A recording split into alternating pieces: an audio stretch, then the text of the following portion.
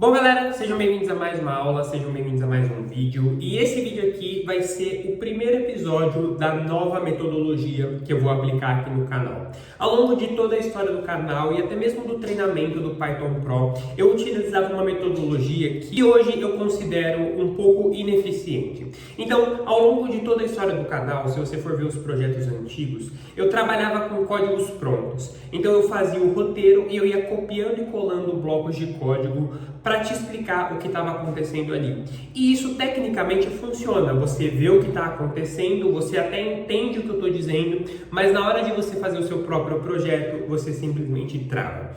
Então você vira um aluno que é ótimo em copiar, mas não consegue fazer nada sozinho. E aí, pensando em mudar essa dinâmica, eu decidi também mudar a metodologia. Então, nessa nova metodologia, a gente vai trabalhar o código não como um fim, mas como um meio, como uma ferramenta. Aqui do lado você está vendo o meu bloco de notas e aqui eu vou desenhar com você todo o meu raciocínio. Como que eu penso no problema, como que eu penso na solução, como que eu desenvolvo a lógica do código, porque a lógica é algo vivo, cara, não é algo que você faz a lógica e depois você faz o código. Você vai fazendo tudo junto, você vai misturando as coisas e o projeto vai saindo. Então, ao longo dessa aula, eu vou te explicar não só o que eu estou fazendo no código, mas qual é o raciocínio que eu tive para chegar nesse resultado, tá certo? Então, espero que vocês gostem. Comenta aqui embaixo se você gostou dessa nova metodologia, que eu vou trazer mais vídeos como esse. E como sempre, o que você vê aqui, você vê dentro do Python Pro, certo? Então, se você tem interesse em se aprofundar ainda mais no Python, confere o primeiro link aqui na descrição para o Python Pro. Então, esse projeto que a gente vai fazer aqui vai ser um projeto dos Correios, ou seja, a gente tem um problema. E esse problema é que a gente precisa criar um sistema de cálculo de frete para encomenda, certo? Então, o Correio faz diversas entregas e ele tem o frete, que é o valor que ele vai cobrar para fazer essa entrega. E aí a gente vai criar um sistema que faz todo o cálculo de frete de uma maneira automática, tá? A gente só vai precisar de duas perguntas. Então, quando a gente fala de um sistema de cálculo de frete, o que a gente precisa entender? A gente precisa entender o problema como um todo, porque simplesmente criar um sistema de cálculo é algo um pouco abstrato. Então, a primeira coisa é: como esse cálculo deverá ser feito, certo? Como esse cálculo deverá ser feito? Quais são as variáveis desse cálculo? Então, a primeira coisa é entender o cálculo, certo? E quais são as variáveis desse cálculo? Peso e distância, certo? Essas são as duas variáveis. Então, quanto pesa essa encomenda e qual é a distância que eu vou percorrer? Então, se eu vou fazer uma encomenda, se essa encomenda pesa 5 quilos e eu vou precisar dirigir com ela durante 10 quilômetros, ela vai ter um valor. Só que se ela vai dirigir apenas 2 quilômetros, ela vai ter outro valor. É o mesmo peso, mas a distância mudou, então a gente vai diminuir um pouco o valor. Então, o primeiro ponto é entender o cálculo, que é o peso e a distância. E aí, a partir do momento que a gente entendeu o cálculo de peso e distância, a primeira coisa que a gente vai fazer vai ser criar uma função que vai calcular isso pra gente. Então, a gente vai colocar aqui uma função de calcular frete, certo? E aí, dentro dessa função de calcular frete, a gente vai colocar as nossas duas informações, certo? Como parâmetros. Nesse caso aqui é minúsculo, mas esses vão ser os nossos parâmetros. Então, a nossa função vai precisar do peso e da distância. E aí, aqui dentro dessa função, a gente vai começar a colocar a nossa relação de cálculo. Então, como que a gente vai fazer esse cálculo? Só que antes do cálculo ser feito, a gente precisa interpretar os possíveis erros. Quais são os possíveis erros? Bom, nesse caso aqui, a gente pode dizer que o possível erro é colocar peso ou distância igual a zero, certo? Nada pode pesar zero e nada pode ter uma distância de zero. Então, a gente precisa entender, a gente precisa colocar no código que isso não é possível. Então, a primeira coisa que a gente vai colocar aqui na nossa função é um condicional. Então, se o peso for menor ou igual a zero ou a distância for menor ou igual a zero, a gente vai colocar um print aqui e colocar, a gente pode colocar um erro, né? Erro. Peso ou distância não podem ser zero, certo? Então, nesse caso aqui, a gente colocou como se fosse uma válvula de segurança. E aí, definindo isso, a gente já resolveu esse primeiro problema. A partir do momento que a gente já definiu que nada pode ser zero, agora a gente tem que colocar os valores base, porque para calcular o frete existe uma fórmula, mas essa fórmula ela tem que ter números, e esses números vão vir dos valores base. Então, a gente vai definir valores base, certo? Que são os valores que a gente vai utilizar como referência para calcular, porque o cálculo do frete ele não vem do nada. Eu preciso ter um valor que diz quanto custa 1 quilômetro e quanto custa 1 quilo. Então, se 1 quilômetro custa 1 e 1 quilo custa 1, se eu for entregar uma encomenda de 1 quilo em 1 quilômetro, eu vou pagar 2, entende? Eu preciso ter os valores base. Nesse caso aqui, eu peguei alguns valores base da internet mesmo, então a gente vai colocar 3 variáveis. O valor base vai ser 0, a taxa por quilômetro vai ser 0,5 e a taxa por quilo vai ser de 1,50. Ou seja, qualquer encomenda, a menor que seja, vai ser no mínimo R$10, porque é o valor base. E aí eu tenho a taxa por quilômetro e a taxa por quilo. Então, se eu der aquele exemplo lá de eu vou entregar uma encomenda de 1 quilo daqui 1 quilômetro, eu vou pagar 10 mais 5 centavos mais 1,50, entende? Então eu vou pagar aqui 11,55. Esse é o valor mínimo que pode ser pago. A partir daqui, se forem mais quilômetros, se for mais peso, aí a gente vai aumentando isso. E para fazer esse cálculo, a gente vai ter a nossa fórmula de custo. Então o custo vai ser o valor base mais a distância vezes taxa por quilômetro, certo? Aqui eu coloquei taxa por quilo, mas é a taxa por km, mais o peso. Então, peso vezes taxa por quilo, certo? Essa é a fórmula, uma fórmula simples, direta e rápida. Valor base mais a distância vezes quilômetro, peso vezes quilo, certo? Tão simples quanto isso. E aí a gente vai colocar aqui embaixo o return, custo, certo? Então a gente vai retornar o custo. Então a nossa função de calcular o frete já está estabelecida. Então o nosso problema já foi 50% resolvido. Então qual que era o nosso problema inicial? Criar um sistema de cálculo de frete para encomendas. E a gente definiu quais são as etapas. Então primeira etapa, entender o cálculo. O que precisa ser, quais são as variáveis desse cálculo? Peso e distância. O peso não pode ser 0, a distância não pode ser 0. Então, a partir do momento que você entendeu o que precisa ter no cálculo e o que não pode ter no cálculo, cara, a função está pronta. Você entende que você trava muito menos?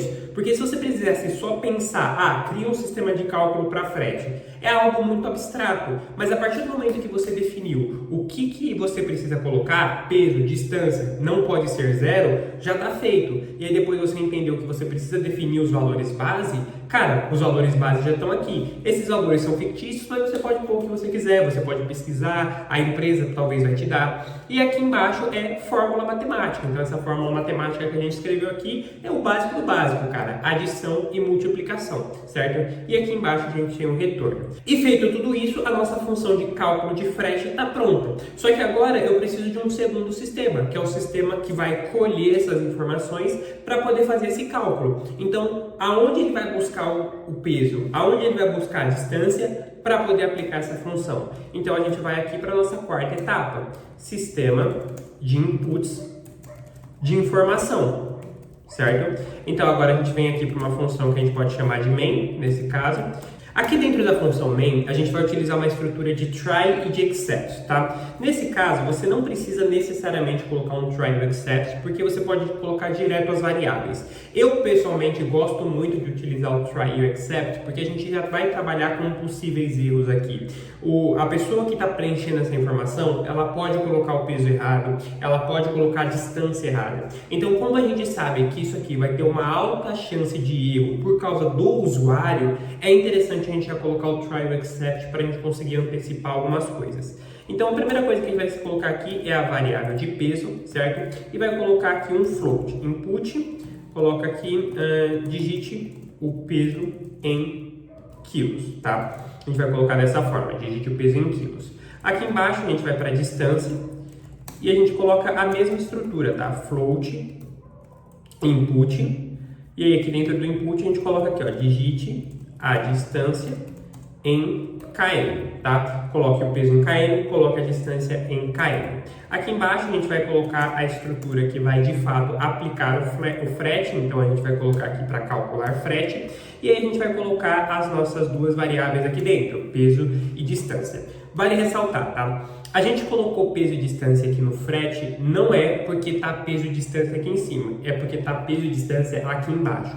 O que vale na hora de chamar a função é a variável do input, tá? Se isso aqui fosse x e isso aqui fosse y, você teria que trocar isso aqui por x você teria que trocar esse peso por x e essa distância por y, tá? Independente do que está aqui em cima. Aqui em cima é só uma referência. Aqui embaixo é o que realmente importa, tá? Então aqui vai ser peso, aqui vai ser distância. E aí a gente altera aqui em cima também. Sempre respeite isso, tá? Se você não respeitar, simplesmente o código não vai dar certo, tá bom? A gente coloca aqui o cálculo de frete e a gente coloca aqui o print, tá? Esse print é um print simples mesmo para a gente escrever o frete estimado. Então a gente pode colocar aqui frete estimado e aí a gente coloca aqui a variável que a gente acabou de tirar aqui em cima.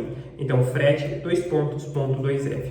Essa estrutura de .2f é uma estrutura que limita o número de casas depois da vírgula. Como a gente está trabalhando com dinheiro, serão obrigatoriamente sempre 2 casas depois da vírgula. Então, você coloca o 2.2f, tá? Se você não colocar, pode acontecer de dar uma dízima, tá? Como você está trabalhando com matemática, a matemática ela é um pouco imprevisível. Eu sei que ela é lógica, mas ela é um pouco imprevisível. Então, você pode fazer um cálculo aqui que dê uma dízima periódica. Então, para você controlar isso, você coloca frete, você coloca essa estrutura de 2.2f, tá certo? Feito tudo isso, tá praticamente pronto. A gente só precisa agora colocar o nosso except, certo?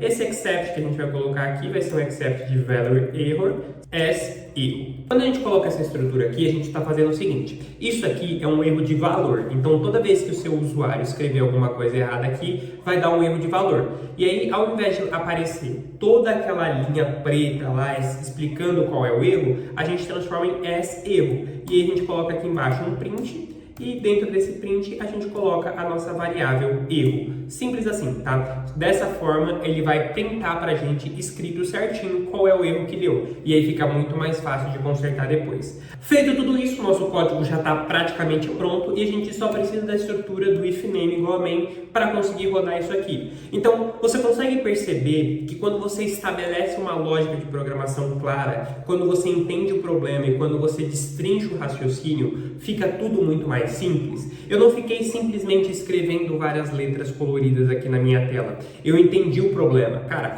eu busquei entender qual era o problema que o código resolveria. Então, o problema era um sistema de cálculo de frete para encomendas. Como que eu quebrei isso em partes? Cara, eu preciso entender o cálculo. Quais são as variáveis desse cálculo? O que o resultado não pode ter? Não pode ter número zero. A partir do momento que não pode ter número zero, quais são os valores base, certo? Aqui eu não coloquei na quarta etapa, faltou isso aqui, mas aqui a quarta etapa seria definir fórmula matemática, certo? Que é o que a gente colocou aqui. Depois a gente vai para a quinta etapa, que é o sistema de inputs de informação. Depois a gente vai para a sexta etapa, que é a parte de aplicar a função de frete nos inputs, certo? E a partir do momento que você entende o problema e estabelece tudo o que precisa ser feito, o código simplesmente flui. Você não fica travado, você não fica batendo cabeça, você não precisa recorrer à inteligência artificial, ele simplesmente flui. E é dessa forma que um programador de alto nível deve pensar. Então, para finalizar isso aqui, a gente pode rodar essa aula. Então, Python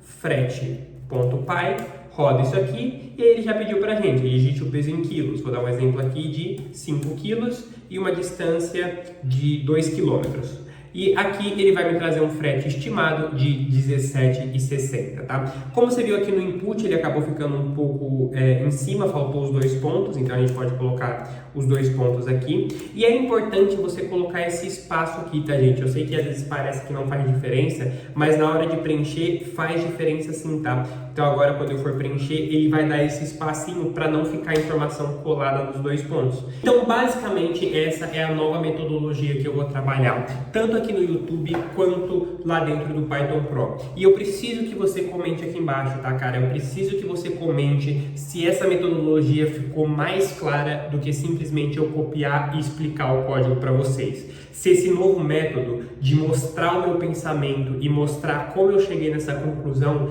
realmente tá mais claro para você, tá certo? Então, comenta aqui embaixo e se você quer se aprofundar ainda mais no Python, confere o primeiro link aqui na descrição para o Python Pro. Te espero lá dentro.